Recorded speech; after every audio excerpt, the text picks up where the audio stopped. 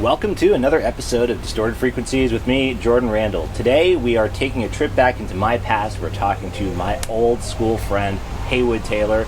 Now, first thing you're going to notice about Heywood Taylor, he's got a lot of tattoos, including half of his face. Let's find out what that's all about.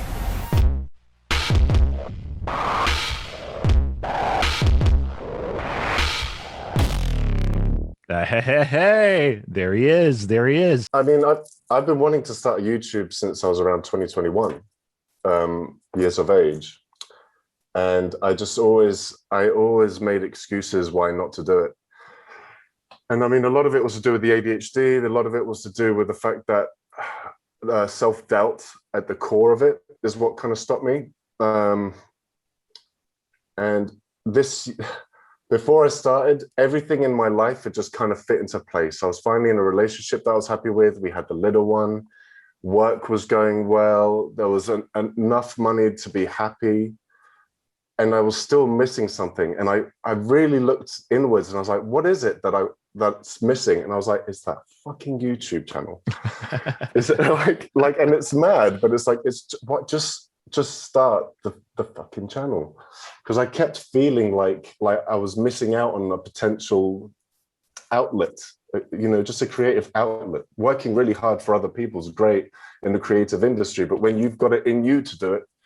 That's fantastic, man. That's fantastic, honestly. And I watched that video that you made about like starting a YouTube channel and all the different ways that one can procrastinate or put it off, and I feel like all that stuff is super relatable, because it's like, yeah, I'm like that all the time too. Like it's that the first step's always the hardest step, right? And so you have these ideas, to do these things that are going to give you that sort of creative like outlet, but it's kind of scary, and it's scary too, when it's something as personal as talking about yourself to a faceless audience. It's like, I don't know, have you gotten any like mean comments Trolls. yet? Yeah. Man, the first video that I posted, the one about all the reasons why you might not start your YouTube channel, a good friend of mine, he shared it on his platform, on his YouTube channel, and he's got a significant amount of numbers.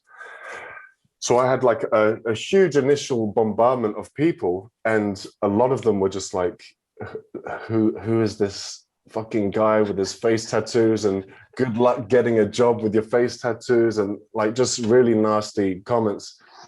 And that was my first experience with comments from YouTube. And I was like, oh, I knew this was going to happen. This isn't a problem. I've got it.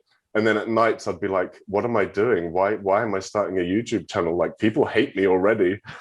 And then I tried to put it into context, and I spoke to my partner, and she was like, you just have to push forward with it. Like, trolls comes with part of it. And so, yeah, no, I've had abuse. I've had cyber abuse. Cyberbullying. It's real. I think the longer, it's funny, isn't it? I think the longer you go on with it, the more of your audience, the more of your audience that you have, that you grow and that support you, like, it makes more sense. Like, you're doing it for them ultimately. And so the odd troll here or there, it's insignificant. And because a lot of the insults are empty, like they're not coming from a real place of hating you. Ultimately they're coming from a place of hating themselves. They're the ones that need the love. It's true. And yeah. So like, I try to either reply or just remove the message, because I don't want too much hate going on in the comments. But it's like incognito mode inside your brain. Yeah. You'd be a horrible person. But to then take that outside of your head, project that into the outer world, when it actually requires some degree of effort, like creating a YouTube account and then like leaving a comment on someone's, video or whatever, saying something mean, it's like, wow, like really, you put forth some effort just to let people know that you're miserable right now about something. It's like, okay. Well, exactly, and that's kind of the way I look at it. It is like a little bit of a cry for help, because these people are. Well, I haven't researched too much into it, but I think they're probably getting some sort of endorphin from it. Yeah. That it makes them feel good to make other people feel shit, or even just to throw shit out there. Because I don't think some of the trolls even look back on the responses. Because especially active trolls, they're just going from account to account, throwing abuse, and then just going on with their day. And I think, you know, that there's got to be something inside you which needs a hug ultimately. Yeah. But it is what it is, man. I embrace it, and also, and for the algorithm, it's great. Like the more comments, the better. Like bring it on. Hey, it's engagement. It's engagement. Yeah. And algorithms are a bitch, man. Can I swear on this? Absolutely. I encourage it. I was worried at first when I started the YouTube thing, because it's like I read things and like watched things that if you swear, then they're going to suppress your videos and it's hard to monetize it. And I was like, fuck it, man. If I can't swear, I'm not doing it. Like, I can't. There's no other way for me to do it. And I mean, like, despite us not really, like, we didn't really hang out at school. Like, I really spent most of my exposure to you was on the bus.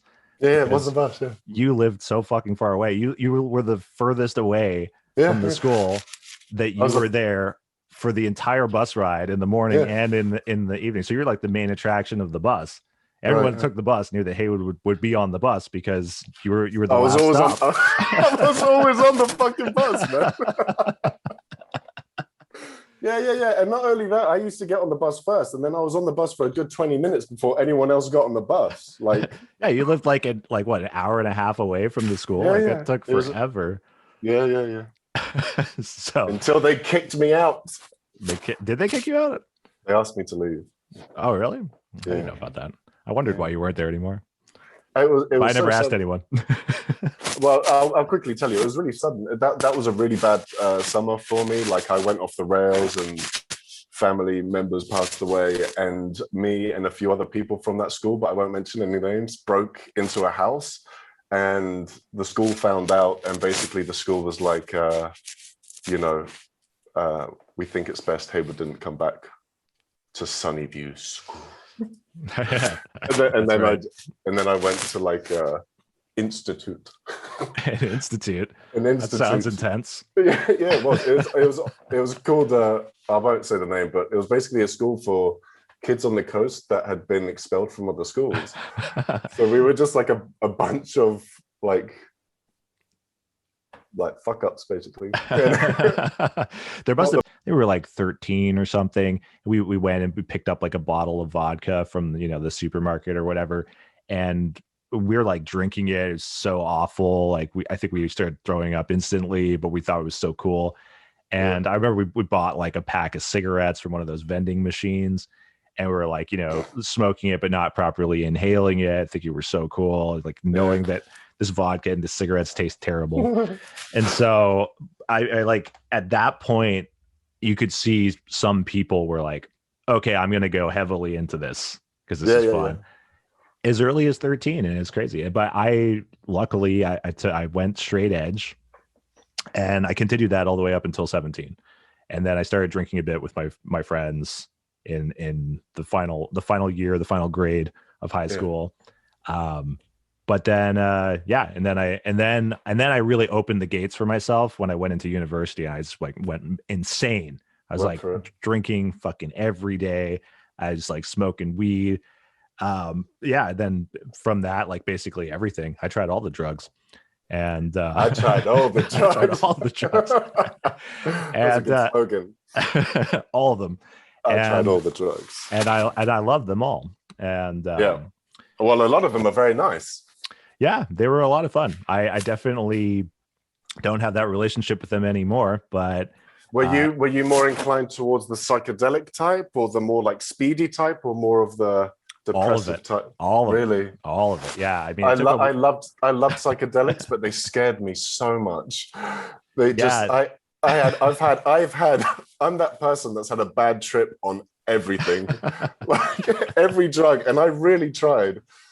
And I just even on coke, like I had a bad trip on cocaine. Like that's really hard to do, man. It's hard to do. It is hard to do. And it was a really bad trip.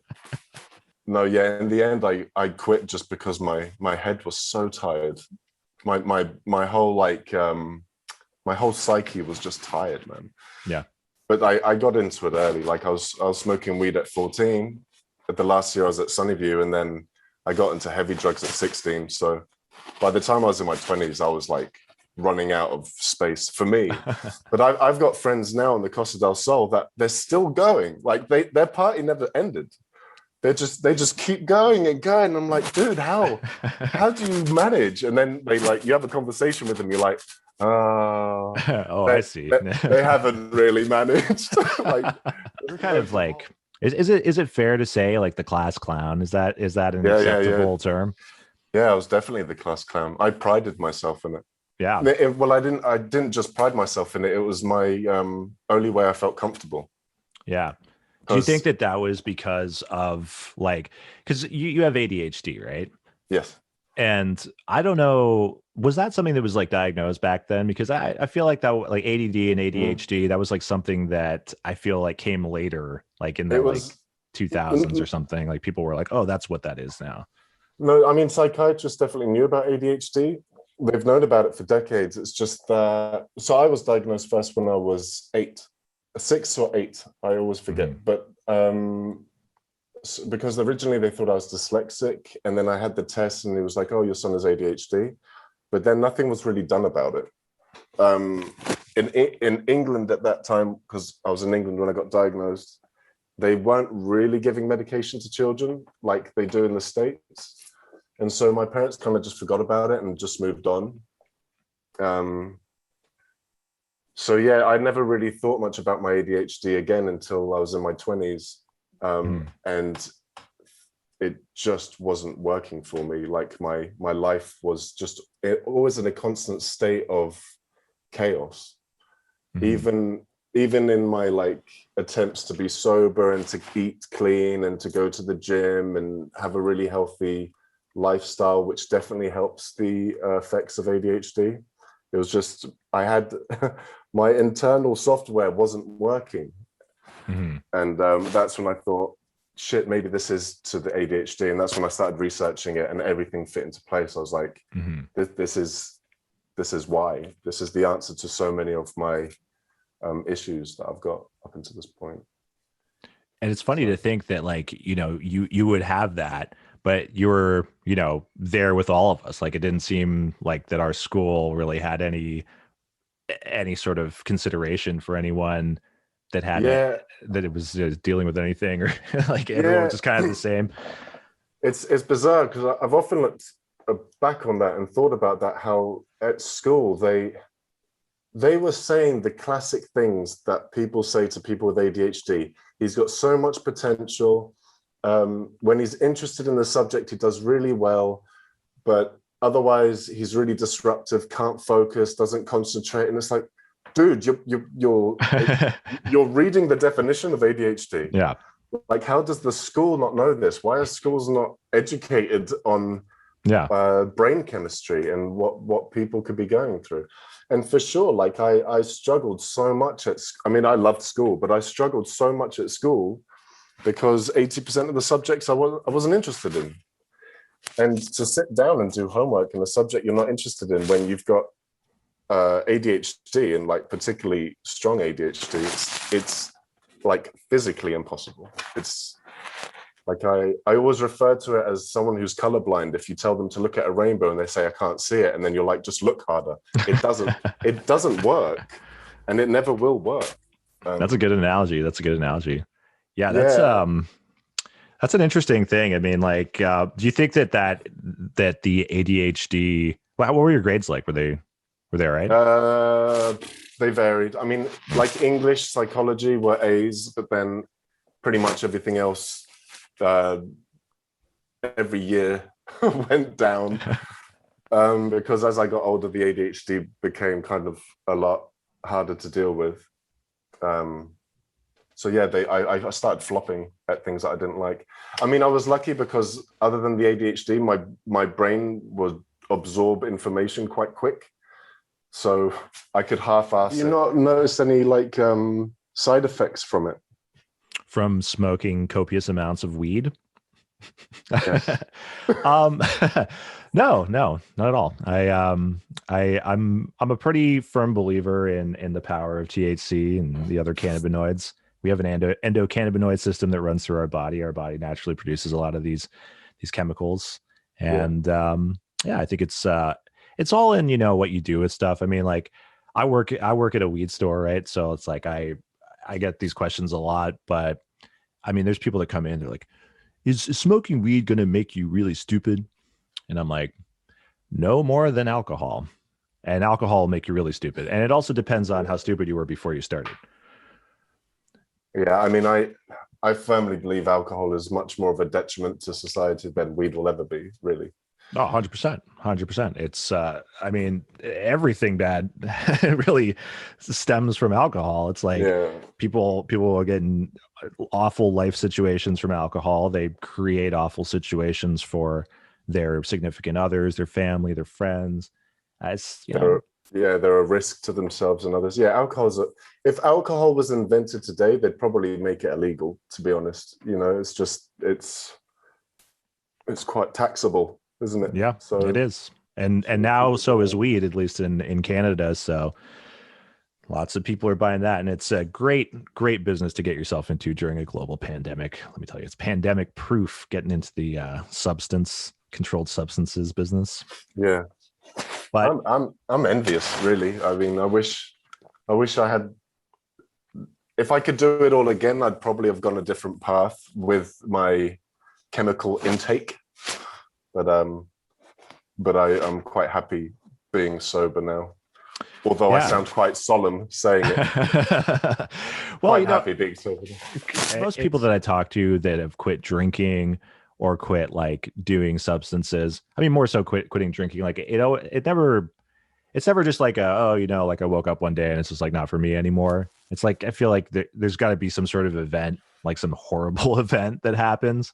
It wasn't so much a horrible event while getting drunk, because the getting drunk bit was the escape from.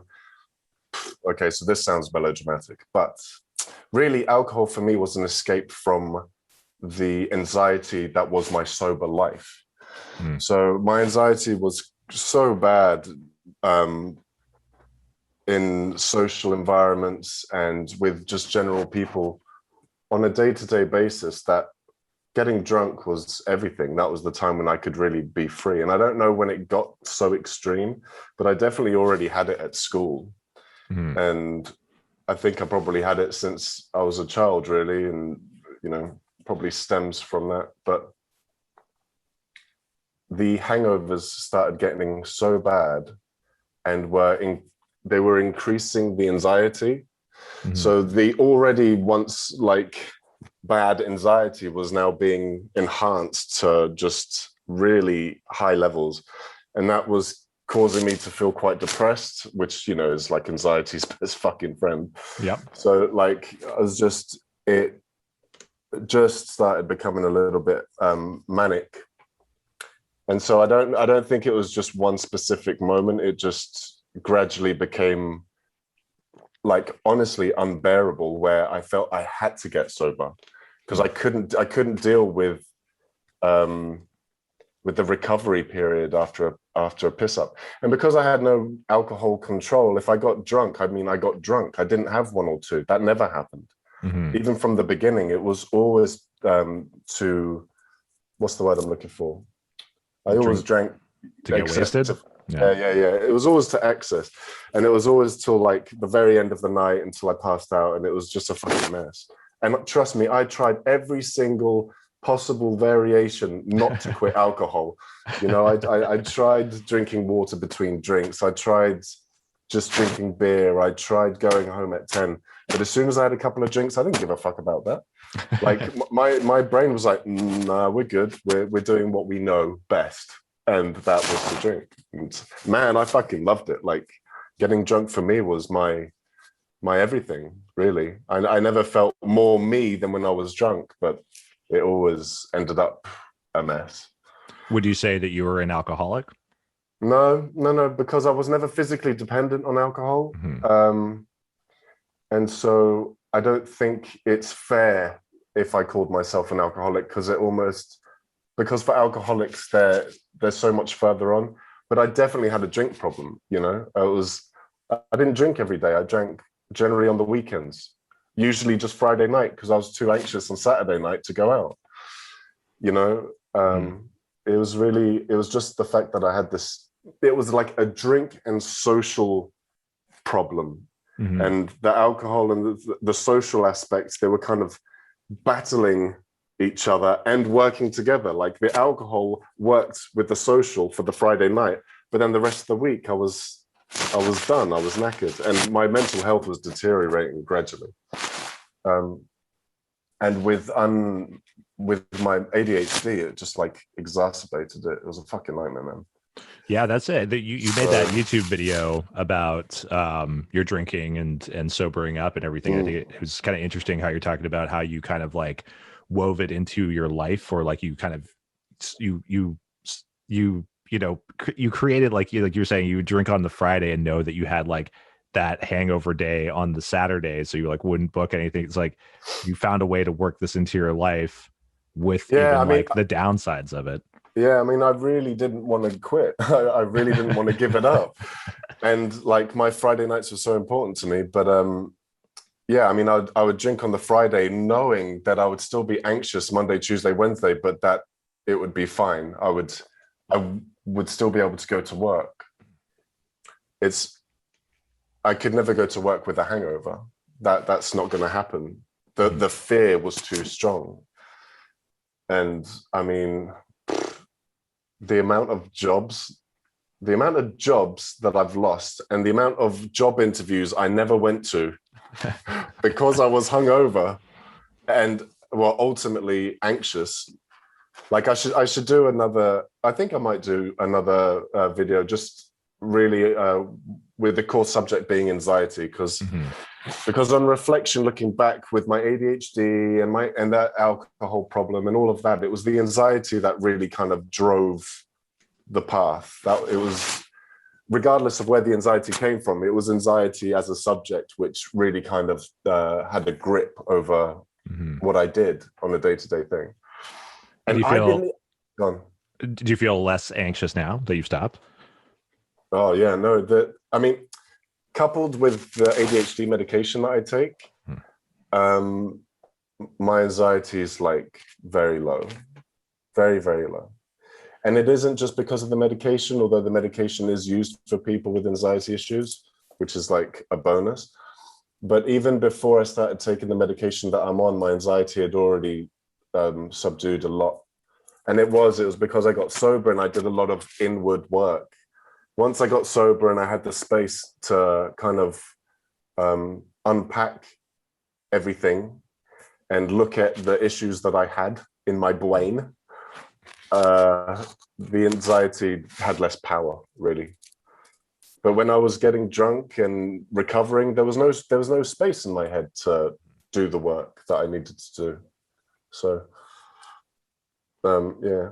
It probably would have been quicker if I got a really good therapist, but I didn't. Because all the therapy I've had has been quite shit, to be honest. And it's true. Like, I think therapy is amazing, and I think we should all be given a therapist at birth, to be honest, because life has a way of, like, there's a lot of kinks, and sometimes it's hard to figure out how to get rid of them. Oh yeah, but, yeah. But my therapists have all been. Okay, let's talk about tattoos. So yeah, when did you get your first tattoo? What's your first tattoo? Can you even identify what your first tattoo is at this point? Do you want to say it? If it's some, oh, okay. Scorpion, nice. Scorpion. It will end up being covered because I've got a back piece which will be blacked out. Yeah. Well, it's a funny question there, Jordan. Am I a Scorpio? Because for a very long time I thought I was. Wait, did you think you were when you got the tattoo? Yes. Yeah, well, yeah, fucking hope so. I'm a Virgo. I just like Scorpions. So, my birthday is the 22nd of November, and it's on the cusp between Sagittarius and Scorpio. And I knew that, actually, but I always felt like a Scorpio. I'm not that into astrology, but is astrology the right word? It is, yeah. Astronomy is the other one. Right. Yeah. But yeah, I always felt a bit more Scorpio. But now that I'm sober, I feel a bit more Sagittarius. So yeah, that was my first tattoo when I was 19. Actually. 19. Were you in Spain then? Yes, I got it in a place in Marbella. Nice. From this lady, and it wasn't too painful actually. It was quite ticklish. Were you drunk when you got it? No. So Nice, because there weren't any rules. I got my first tattoo in Spain, and I was drunk. Really? So right before I left, that was the first year I started actually partaking in drinking with my friends, and I figured tattoo was going to hurt. Was it a spur of the moment decision, or was it? No, I'd been thinking about it for a while. I wasn't certain what tattoo I was going to get, but I was like, I know I want to get a tattoo, and I want to get tattoos.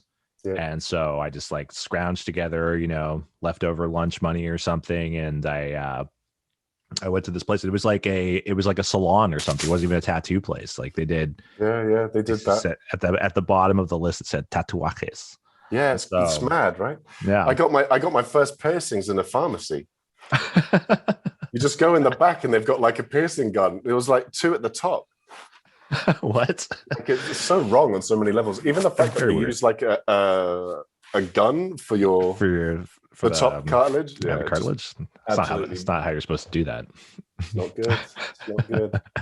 So when you got that first tattoo, that scorpion, were you like, did you know immediately that you were going to be like where you are right now? Like heavily tattooed? So throughout my teens, I was always fascinated in people that had a lot of tattoos, and I always knew that I wanted to be a part of it in some shape or form. And I remember being on the bus, not the school bus, the Costa del Sol worm bus or whatever. Yeah. And this guy came on the bus and he was like covered neck, hands. And I just thought he was so fucking cool, man. I looked at him, I was like, and I didn't have any tattoos at that point. And I was like, I was already starting to think like, yeah, I might want to do that one day. But I never believed I would actually get that covered. Mm-hmm. I was very like, I don't know, I was raised very, not anti-tattoos, but like tattoos were for a certain type of person. And, the kind of view was very judgmental towards heavily tattooed people. Mm-hmm. And I remember when I got my first tattoo on my arm, because I always said I'd never get my arms tattooed. That was always my thing. Wow. And I remember I had my first small one. I don't know if you can see it. I'll send you a picture anyway, but this one, the dice. Okay, yeah. And I remember whenever I was in public transport, I would cover it with my other hand because I didn't want people to see it and then think ill of me. But wow. Then when I got into my mid-20s, I got my first sleeve, and the fuck it from there got significantly larger. Yeah, that is kind of like the way to do it, right? Is like once you go past that point that you said, oh well, I won't do my arm anymore, or like hands. I feel like was always one of those ones where it's like it kind of gradually goes on. I'll go to the short sleeve, and then I'll go to the long sleeve. Not the hands, and then it goes to hands, and you're like, I've done the hands, fuck it. Yeah. I got do you want to see some cringy tattoos? I love them. Of course. Stay true. Stay true. Hey, that's... I believe in the thing. I maybe wouldn't get it tattooed on me now if I had a chance, and they were my first hand tattoos. And I remember sitting there like, man, am I going to do this? Because there's no going back. There's no going back when you get hand tattoos. This is as extreme as it gets. Little did I know that. Yeah, right. You'd be sitting here with half your face tattooed. Right. That face tattoo it's really cool. Yeah. I really think it's cool. Thank you. It's like, this is probably like a super loaded question, but like, how did you come up with the set? Did you come up with the design, or did you work with a tattoo artist for that? So I got my initial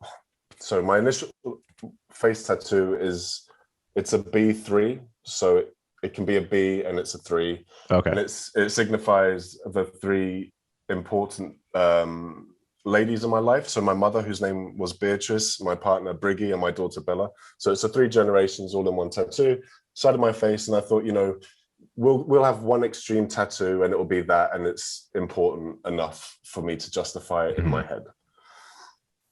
And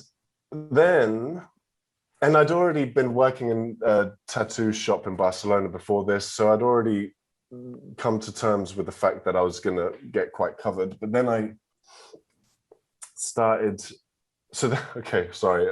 I've never been asked this question before, so I'm trying to put it together. So then that was before... Where are we? Okay, so I don't know. This is your story. I had my initial B on the side of my face tattooed, and that's when I was working actually as a cleaner in a hospital in the south of England, and I thought it would stay as that. Then me and the family moved up north because a good friend of mine who's a tattooist moved up there, and he wanted a social media manager, promoter, videographer, photographer on board. And I was like, me, please, me. So I started working with him, and it started going really well. And then about 6 months in, I was like, fuck it, I might end up working in the tattoo industry, like indefinitely. In which case, let's get some more face tattoos, right? And so I spoke to Peter, the guy that I work for / good friend, and I was like, oh man, I've been thinking about getting my face tattooed again, and I didn't really know what I wanted. I was initially thinking of like some Sanskrit on my face or some patterns and design work. And he looked at it, and he's the one that designed my neck and my chest. And he was like, oh, well, we could put together some hexagons and it could wrap around the head and it would all fit in nicely with the rest of the tattoo that you've got. And I was like, dude, if you're up for doing it, like, I will let you do whatever you fucking want, because his work is like top of the game. Do you know what I mean? Like, he's really good. And so I knew that whatever he was going to do, it was going to be good. And so then we shaved off all my hair. He planned it out. He figured out the mathematical equation to do it and all that shit.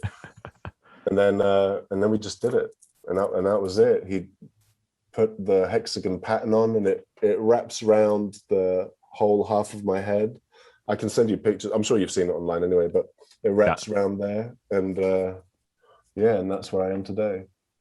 We have the other half of the head to yeah, do. I was just about to say, like, is that the plan? Or you've got a plan for that, or? So I will have a symbol, like a Tibetan style pattern in the middle of my forehead. Okay. Because my partner, she's getting, from Peter as well, she's getting 2 sleeves in the chest and the neck, and she's going to have the symbol in the middle. Cool. So we will kind of like matchy. Aw. Yeah. And the other half of my head, he's going to do in Tibetan style as well, a mandala, but Tibetan style, so quite floral, very elegant and flowy. And so then it will all kind of blend together. And then I've got some Tibetan work on the side here, which I might, maybe Jordan, I'm not sure, might go down here, but I'm not sure yet. That's pretty cool. It's forever evolving. But I don't want to have too much of my face covered, because then I'll just be a pair of eyes in a big color. Like, it's quite easy to overdo it. Some people would argue that I already have overdone it. But... it's all relative. Would you think you'd ever tattoo over your birthmark? I don't think it's possible. Oh, really? Because it's blood capillaries close to the skin. It'll be a fucking mess, actually. You'd have blood everywhere. Oh, really? Yeah. Even if I were to cut it, it wouldn't stop bleeding for a long time. So I'm pretty sure you can't tattoo over it. But if you could, I wouldn't. Yeah. Because I would keep the birthmark the way it is. Yeah, for sure. I mean, it might sound weird to say, but it suits you. Yeah, it really suits you. Like, I used to feel a bit funny about that when people said that, but now I agree. Like, I'm happy with it. Like, I think I've grown a lot, man. Like, I'm quite comfortable with the way that I look now, and I'm comfortable with getting my face tattooed, obviously. Yeah. You'd be surprised how many people get heavy facial tattooing and then spend many years dealing with society that doesn't always like it. And it's like, what did you expect, man? Like, it's a big jump. Like, neck and hands is one thing, but when you get your face tattooed, it's a different game. Like, you're gonna get stared at. It's part of the package. And I don't notice it unless I'm thinking about it, because I'm quite used to people looking anyway. But anyone who wants to get like a significant amount of work done on their face, like brace yourself, because it's a lot of people just don't get it. They Society just that's like kind of looking at it from a bit more of a like a different angle, where it's like people think that if someone tattoos their face, there must be something unhinged about them or something, you know? And if they're willing to do that to their own face, then what else are they capable of? Yeah. You know? It's a bizarre concept though, right? Like what is really the difference between, I don't know, maybe I'm a bit disconnected to it, but where's the connection between getting tattooed and there being something unhinged about someone? It's because of the repression. It's because no one's used to it, right? Like people are more accepting of hand tattoos and sleeves because so many people have them these days. And I think that it's still fairly uncommon to see someone with, you know, full face tattoos. Like those tattoos that you see, you know, like Post Malone and stuff have like the scripture underneath there. Like that's becoming more common. And I feel like that's even more acceptable. But, you know, those people that you see on like those YouTube channels, like Truly and all that stuff like that, those are still people that become spectacles, right? Because people are like, whoa, I've never seen that before. Like, whoa, this guy must be out of his mind. Freaks. Yeah. Freaks. It's fun. Like I remember the first person that I saw that was covered was the Lizard Man, and the guy who's got scales. This guy is so normal. Like he's so down to earth. I've got a friend who's, he's tattooed his entire body black. His whole face is just black. And when you first look at him, you're like, what the fuck is he doing? And then you talk to him and like quite quickly, you don't notice it. Like it's not relevant to the person. We all pick up damage along the way, right? But I don't see the connection. Like, no. You've got people taking drugs and being misogynistic and going out hunting or whatever. Like, well, these are my judgments now. But there's people out there doing what I would consider bad things, and it's like because you can't see it branded on their skin, they kind of just no one would judge them. But then as soon as someone decides to put a bit of art on their face, suddenly, I don't know. I think it is a thing about exposure, and I think that I want more people to get their face tattooed. Like, let's make it not a thing. It's not. Yeah. It shouldn't be a thing. I think it should be something that we can all appreciate or have a conversation about. Totally. But some people have a really strong physical reaction negatively towards it. You know, I mean, that's why I try and combat that with just kindness and laughter, because I don't want to go down that path of getting angry because someone else is angry, because it's a them problem. It really is a them problem. Yeah. And I'm not going to help their problem by getting angry. If anything, I'm going to justify it. So totally. Yeah, no, for sure. Like, I mean, I think that's, you know, it's like one of those things. I think people, when they see someone heavily tattooed or face tattooed and stuff, it makes them question their own internal values. And they're lost in a sort of world of confusion by it, and then that makes them angry. And you know, I think it threatens their safety zone. Do you know what I mean? It makes them feel unsure, and it confuses them even more if they end up liking you and talking to you and realizing that you're quite well grounded as a human. Yeah, they become very complexed.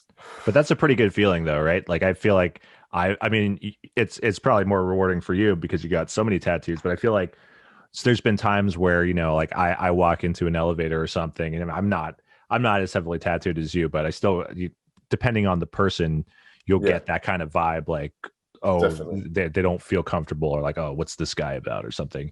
And then, you know, like I'll be like, oh, what floor are you on? Let me press the button for you. Oh, you need a hand on that thing or something. And then they're kind of like looking at me like, oh, shit, like, yeah, I got to do this like mathematical equation in my head, which is like, I thought this guy was like the devil. Now he's a saint. What the fuck? So what's going on? Yeah, no one likes I mean, not many people like to look at themselves and go, oh shit, that was a me problem. You know what I mean? Yeah, for sure. No one does. Like, and I proactively try to make eye contact with people and smile on the street. But I've had a head start with the birthmark. Do you know what I mean? Mm-hmm. It took me a long time to get comfortable with that. And so like now when I go into a shop or if I'm in a restaurant or anywhere, I'll make eye contact and smile and let them know that I'm not a threat. Because often people will just look at you and, I mean, I get it. I appreciate it. People are scared because they've got like a preconception of what a tattoo person's like. Mm-hmm. But I'm still going to fucking smile at you, you know? Kill them with kindness. Yeah. I won't be getting my genitalia tattooed. Is that because, what's the reason for not getting that? I don't want to put my dick in a tattooist's hand. If I could tattoo, I'd probably do it. I don't know what I'd do. Not very much. It'd be painful, wouldn't it? Maybe put an apostrophe on it. It's all painful. It's all painful. Yeah, it's a funny question when people go, but don't they hurt? It's like, yeah, it does. You ever use the life hurts a lot more than tattoos, I think. Yeah. But do you ever get the numbing cream? I've used numbing cream. I mentioned numbing cream on my TikTok just a couple of weeks ago, and there was uproar. You know, only pussies use numbing cream. I'm like, dude, get your nipple tattooed. You fucking use numbing cream, man. I don't need to feel that to feel like a man. I don't need to earn my fucking stripes. Put as much numbing cream as you've got on my nipple. Totally. That's like I've heard the same thing, and it's so funny because I only learned about numbing cream like 2 tattoos ago. Yeah. And because it was like I forgot which one it was, but it was the tattoo artist was saying like this is a painful area. Would you like some numbing cream? And I was like, what the fuck is numbing cream? Yeah. And then she brought it out. We've got loads. Oh, we've got loads here. I'm in the tattoo studio. Oh, nice. Yeah, that's just a cool place. What is that? A fish? At the end of the day, body modification is a spectrum, and so for someone who's just got their ears pierced, they might not be able to fathom someone who gets their tongue pierced. They might be like, oh, that's extreme.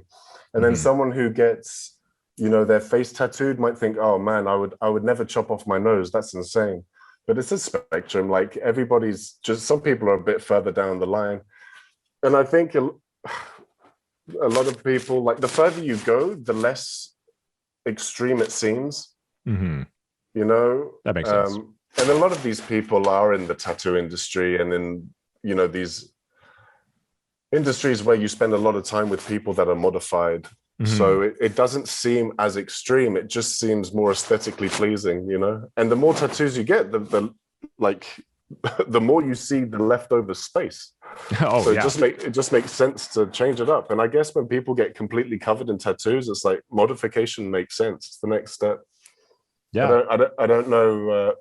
I've always been fascinated by it though, like on a psychological level, like are they stable? Are they okay? But I guess you could ask the same question to people that get a lot of plastic surgery, right? Like people who have a lot of lip filler until they look painful, know, or they get so much Botox they can't move their face. Like it's this whole question between what's modification and what's mutilation. Yeah. And I think it's individual, I think if you're of sane mind and you're in a good place and you feel stable, really, and you're not doing it because you need that external validation, then I think fucking go for it.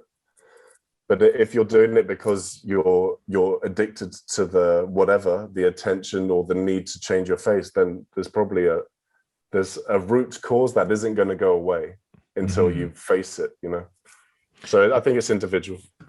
I'm going to look up this black alien guy. The black alien, yeah. Black alien? Yeah. So while you do that, I'll tell you. So I was always fascinated, like, what's he like as a person? I'd never heard him speak. I never heard him do anything. Ooh, and then he had an interview with a guy in Barcelona. And he seems so normal, so confident, and very, like, matter of fact. Like, and I love that. I just love that for the body modification community, that he's just like, yeah, man, like if you want to think what you want to think, do it. That's fine. If you want to talk to me about it, I'll talk to you about it. Like there's no like sinister hidden agenda or like, oh man, that guy's fucked up. Like he's just a dude. He's just a dude that went really far on the spectrum. Yeah. Wow. Yeah. These pictures. This is pretty intense. This is definitely the, I would say, most modified person I've seen. Like, And does modification like that have any impact on, like your bodily functions? Like, are you able to I like mean, eat or contain the saliva in your mouth okay if your mouth is like wider than it naturally is? I don't know about that, but there is a reason we have a nose, man.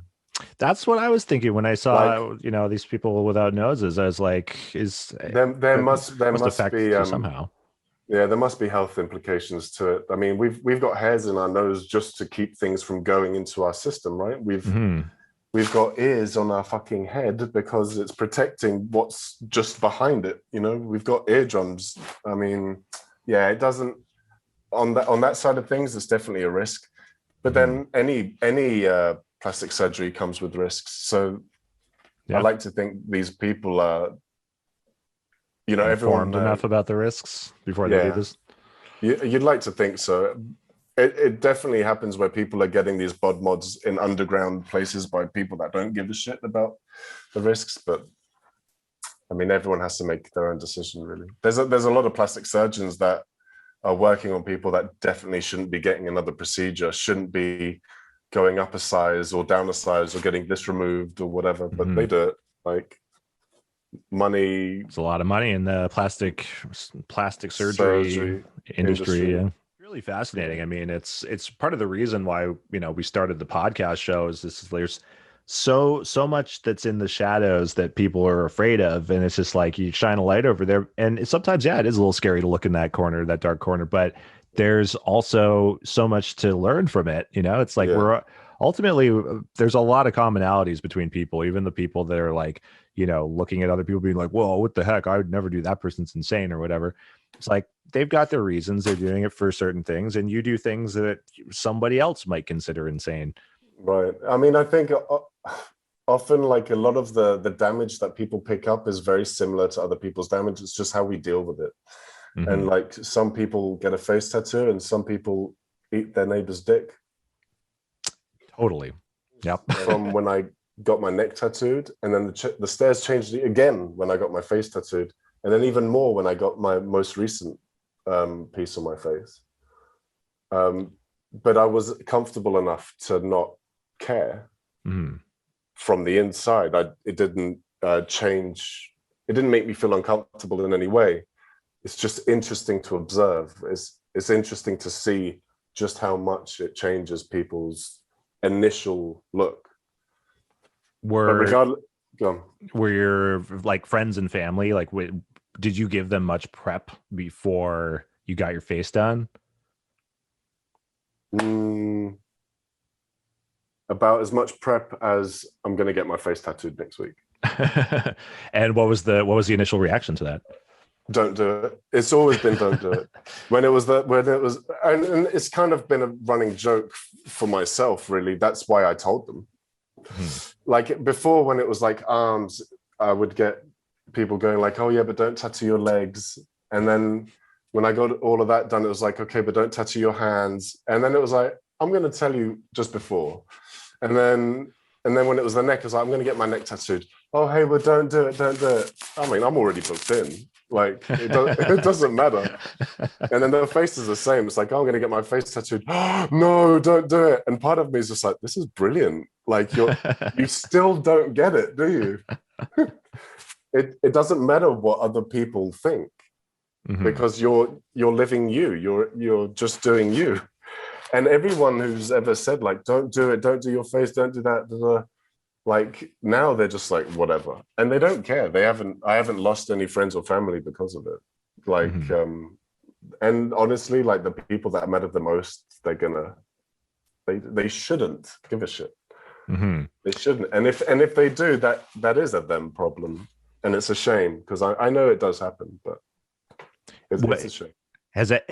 Who's had the worst reaction to it? Mm, probably probably like mums of my friends where Hmm. they're like, and it's not so much a bad reaction, it's just a very narrow-minded one and unthought out reaction where they will say their opinion, which is a bit very much like, oh, but you'll ruin your good looks and people will judge you. And it's like, yeah, but that's what you're doing. This so like you think it will ruin my good looks, and first of all, thank you for thinking I'm good looking in the first place. But second of all, you're the one that's judging me before I've had it done.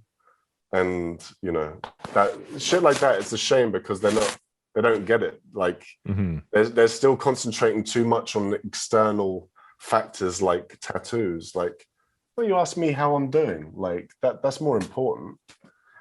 You know, the tattoos aren't a direct mirror to what's going on the inside, as some people might think. It's the relationship isn't there. It's a lot more complicated than that. You know, people are more complicated than that. You have a lot of fucked up people with no tattoos, and you know, very, very damaged human beings with no tattoos. It just doesn't. There's no correlation between how fucked up you are and how tattooed you are. What would your sentiments be towards your daughter when she's of age to get tattoos and want to get her face tattooed? She absolutely does what she wants. It's her body. You know, me and my partner's whole perspective on raising a child is to make sure they're safe and let them find their way. You know, we're never going to force her to study a subject or to do anything. We will just expose her to as much varied possibilities as we can, and whatever she gravitates towards and enjoys doing, like, we'll embrace it no matter what it is. I like that approach a lot, you know, because it's like I feel like people like yourself and people that are kind of more, I don't know, like savvy to life, you know, they're like, I feel a lot of parents back, you know, in the 90s when we were growing up or whatever, it's like they were telling you what you can't do, right? Yeah, right. It's like we should be telling us what we can do. It's so detrimental. I remember I always wanted to be on TV. I wanted to be a TV presenter, even when I was a kid. That's what I wanted to do. And I wanted to make films and shit like that. And I was always told that the industry is so difficult to get into, and you need to do a job that's going to be stable and secure. And I used to make stupid videos on my camera. This is before YouTube. I used to do stupid skits on the camera just to watch back for myself. But that, like, that continuous, like, being told that it's not gonna have any value, it's not gonna work for you, like, it's gonna be too difficult, da da da da da. It put me in a headspace where I believed it, and that's fine. Like, I don't, you know, parents do the best job that they can, I believe, but if it had been embraced and kind of lifted, I would have been one of the first fuckers on YouTube. Do you know what I mean? Totally. And those guys are like living the creative dream, right? Like, they're making a living from YouTube. Like, can you imagine making a living from being creatively free and doing what you enjoy doing? Like, that's on any job. Like, any job, if you enjoy your job, you're laughing and getting paid for it. Shit, man. Totally. There's so many of those squandered opportunities because our parents just like were kind of pre-programmed to say like all this is unrealistic and just everything. I mean, it's funny. I tell my parents like all the time now, they hate this. Like, you know, I'm really glad I started smoking weed because it really worked out for me, you know, like all the other stuff that you guys wanted me to do. I mean, realistically, I wasted a lot of money in like, and then not that this is like a good model to follow or anything like that. It's just an example of one of the many ways that you can live your life. But, you know, like I went to all these like post-secondary institutions and I didn't end up in any of those fields that I wanted to get. I mean, I dabbled in the film industry. I still do, but like, it's, you know, these are hard industries to get into fully. And like, if you're working freelance, it's like great when it works, but if you don't have gigs, then you don't have anything. So, you know, I ended up working in the cannabis industry. I'm like the manager of my own store now. I make a decent amount of money. You know, it's like, I've never had this sort of financial stability with anything. Yeah, right. I'm selling weed. Yeah. And it's giving you freedom, essentially. It's giving you the freedom to do what you want in your, like, the rest of your time, and you enjoy the job. Absolutely. Man, like I've never been as grateful as when I got the job that I'm doing now, because I'm basically working for my friend, doing videos and photography of people getting tattooed. I'm in the tattoo industry, which I love, which I've always loved even since a teenager. And I can't tattoo because I'm not artistically that way. Like, it's difficult to get in the tattoo industry if you're not a tattooist. And I am in it, you know, and yeah, and I enjoy my job. And yeah, I mean, I'm just, yeah, I'm grateful for the work that I'm doing. When I was being that clown and like making people laugh or just being hyper, was when I was the most free, really. Mm-hmm. That was when I was really in my element. And it was only like the couple of years after that where I started needing alcohol to feel Mm-hmm. like that. The way I was on the bus, like pretending to be a throat wank, like I ended up having to drink to feel like that. But that's what I was always striving to get towards. I just wanted to be free like that. Mm-hmm. Yeah, you always seemed like you were on drugs. Yeah, right. And I had to get sober to reconnect myself with that. I had to, because I kind of lost myself along the way, you know, because of alcohol. I didn't. Mm-hmm. I don't know. I think it could be 101 reasons why, but I ended up losing a lot of, like, my core self-belief was very insecure, and I didn't really believe in myself the way that I portrayed on the outside. Mm-hmm. It was like I was overcompensating, and a lot of that hyperness was like overcompensating. But as a young person, I guess you are a bit more hyper, for sure. But getting sober for me really helped me.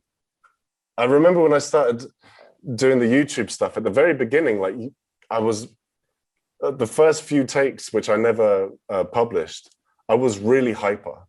And I was really like, bleh, and like spacky and like, whoa.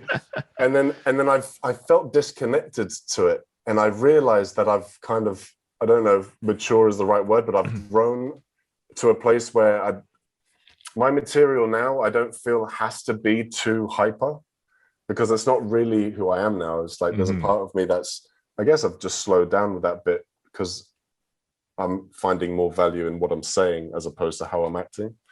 But I have no idea what my point is, by the way. I think I mean, I think that what I'm getting from it is there's like, you know, this sort of evolution of your personality based on a culmination of factors, whether they're internal or external.